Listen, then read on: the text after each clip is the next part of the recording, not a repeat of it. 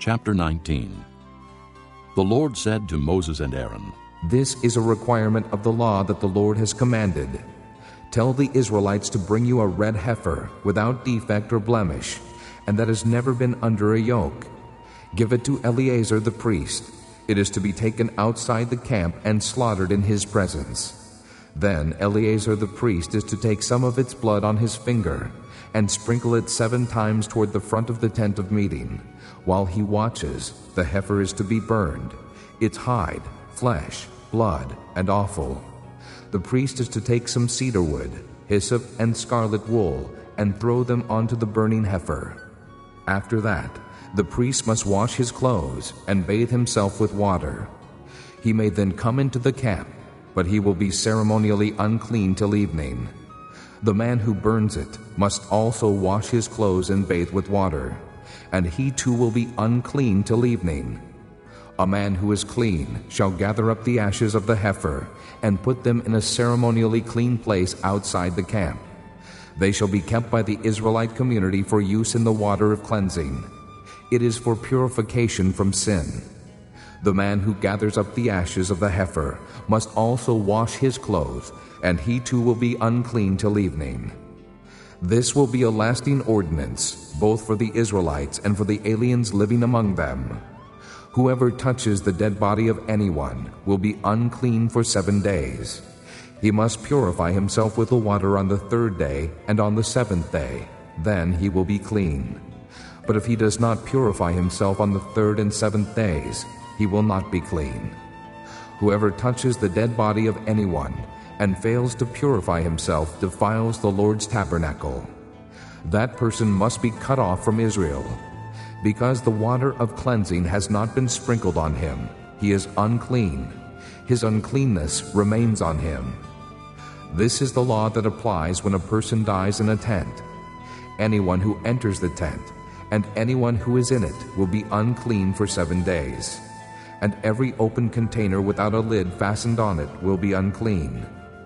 Anyone out in the open who touches someone who has been killed with a sword, or someone who has died a natural death, or anyone who touches a human bone or a grave, will be unclean for 7 days.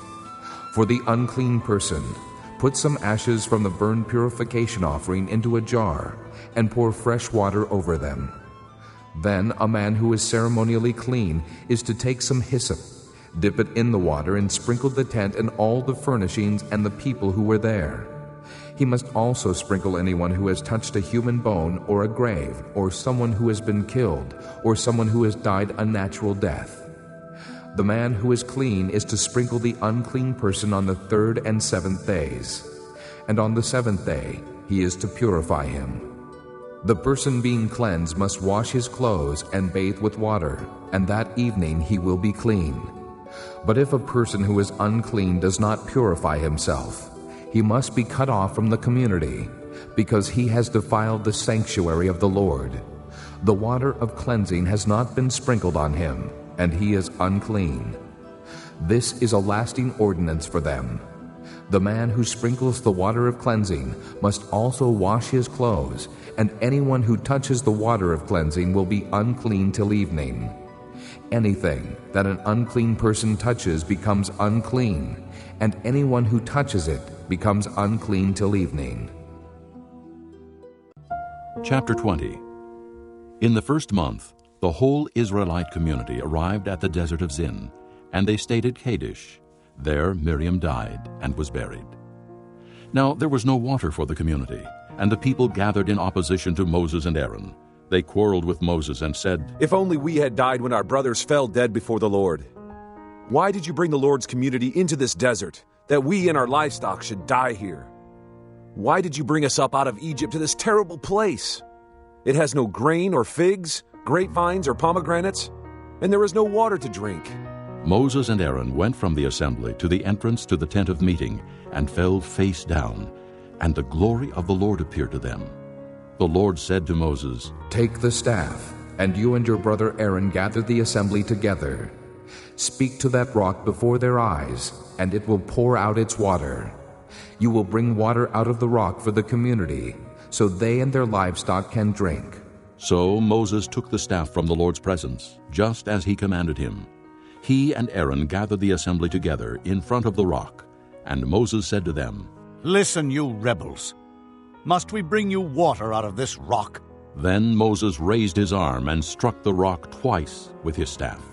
Water gushed out, and the community and their livestock drank. But the Lord said to Moses and Aaron, Because you did not trust in me enough to honor me as holy in the sight of the Israelites, you will not bring this community into the land I give them. These were the waters of Meribah, where the Israelites quarreled with the Lord, and where he showed himself holy among them.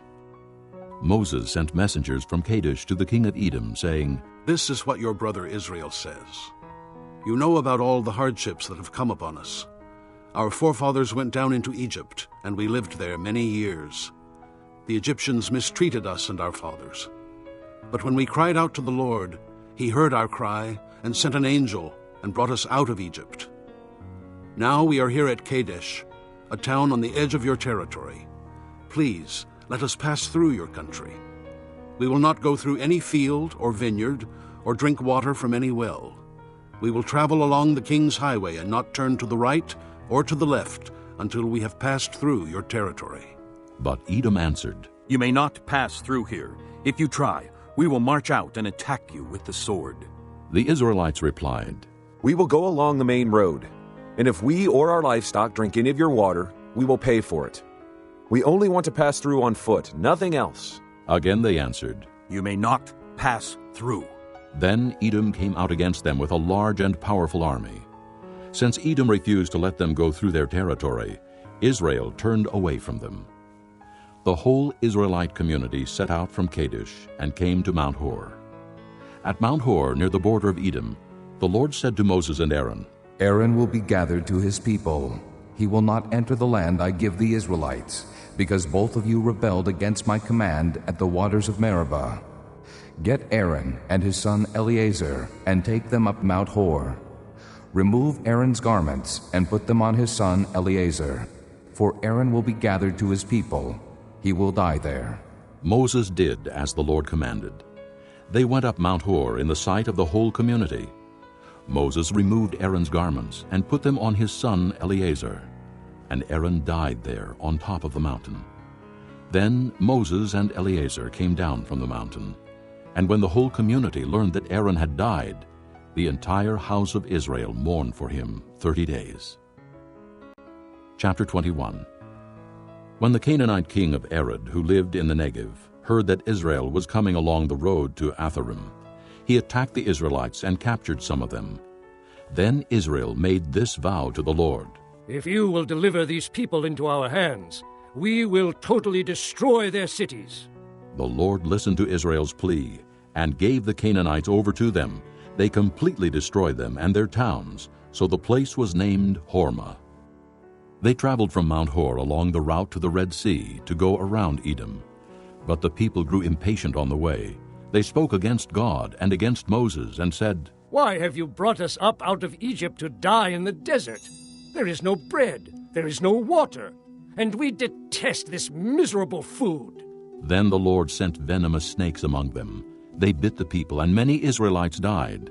The people came to Moses and said, "We sinned when we spoke against the Lord and against you. Pray that the Lord will take the snakes away from us." So Moses prayed for the people. The Lord said to Moses, Make a snake and put it up on a pole. Anyone who is bitten can look at it and live. So Moses made a bronze snake and put it up on a pole. Then when anyone was bitten by a snake and looked at the bronze snake, he lived. The Israelites moved on and camped at Oboth. Then they set out from Oboth and camped in Abarim, in the desert that faces Moab toward the sunrise. From there they moved on and camped in the Zered Valley. They set out from there and camped alongside the Arnon, which is in the desert extending into Amorite territory. The Arnon is the border of Moab, between Moab and the Amorites.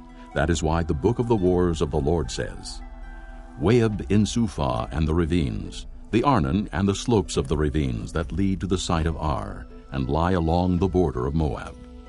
From there they continued on to Beer, the well where the Lord said to Moses, Gather the people together, and I will give them water. Then Israel sang this song. Spring up, O well, sing about it, about the well that the princes dug, that the nobles of the people sank, the nobles with scepters and staffs. Then they went from the desert to Mattanah, from Mattanah to Nahaliel, from Nahaliel to Bamoth, and from Bamoth to the valley in Moab, where the top of Pisgah overlooks the wasteland. Israel sent messengers to say to Sihon, king of the Amorites, Let us pass through your country. We will not turn aside into any field or vineyard, or drink water from any well. We will travel along the king's highway until we have passed through your territory. But Sihon would not let Israel pass through his territory. He mustered his entire army and marched out into the desert against Israel. When he reached Jahaz, he fought with Israel. Israel, however, put him to the sword and took over his land from the Arnon to the Jabbok, but only as far as the Ammonites, because their border was fortified. Israel captured all the cities of the Amorites and occupied them, including Heshbon and all its surrounding settlements. Heshbon was the city of Sihon, king of the Amorites, who had fought against the former king of Moab and had taken from him all his land as far as the Arnon. That is why the poets say, Come to Heshbon and let it be rebuilt. Let Sihon's city be restored. Fire went out from Heshbon, a blaze from the city of Sihon. It consumed Ar of Moab, the citizens of Arnon's heights. Woe to you, O Moab! You are destroyed, O people of Chemosh. He has given up his sons as fugitives, and his daughters as captives, to Sihon, king of the Amorites. But we have overthrown them. Heshbon is destroyed all the way to Dibon. We have demolished them as far as Nophah, which extends to Medeba. So Israel settled in the land of the Amorites. After Moses had sent spies to Jazer, the Israelites captured its surrounding settlements and drove out the Amorites who were there. Then they turned and went up along the road toward Bashan, and Og, king of Bashan, and his whole army marched out to meet them in battle at Edrei. The Lord said to Moses, Do not be afraid of him, for I have handed him over to you with his whole army and his land. Do to him what you did to Sihon, king of the Amorites, who reigned in Heshbon. So they struck him down, together with his sons and his whole army, leaving them no survivors, and they took possession of his land. Chapter 22. Then the Israelites traveled to the plains of Moab and camped along the Jordan across from Jericho. Now Balak, son of Zippor, saw all that Israel had done to the Amorites, and Moab was terrified, because there were so many people.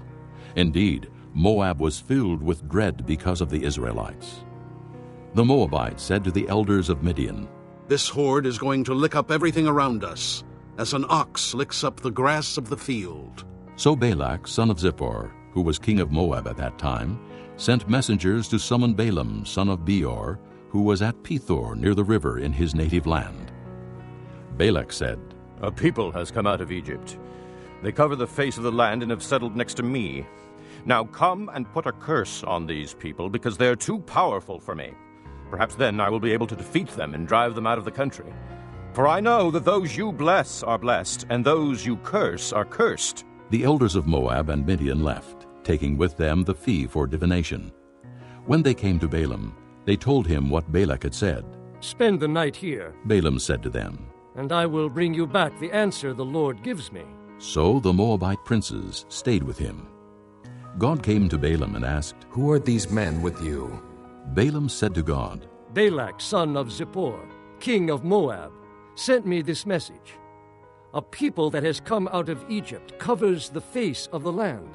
Now come and put a curse on them for me. Perhaps then I will be able to fight them and drive them away. But God said to Balaam, Do not go with them.